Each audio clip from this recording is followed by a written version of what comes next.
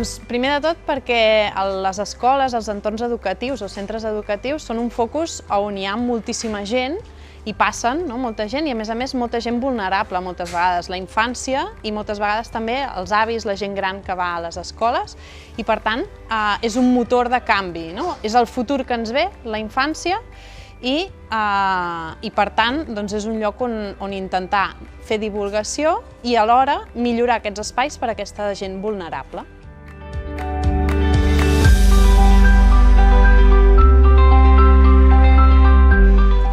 Primer, dedicar-hi un pressupost considerable a totes aquestes temàtiques i que s'hi impliquin totes les àrees que hi tenen a veure, des d'educació, evidentment, però també medi ambient, participació, urbanisme, i que tots puguin funcionar conjuntament i que cridin també, penso que és important, la participació també d'altres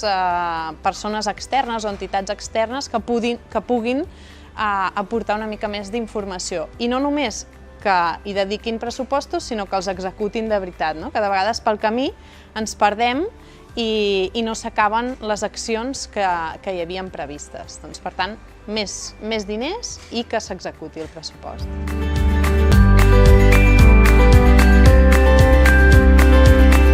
La ciutadania el que pot fer és reclamar,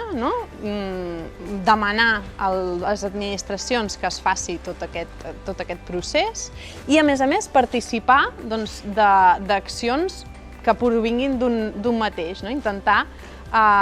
millorar la biodiversitat o naturalitzar espais, ja sigui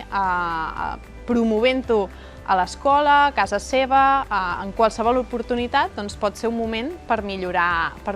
aquests espais i per tant fer moure el teixit associatiu de l'escola.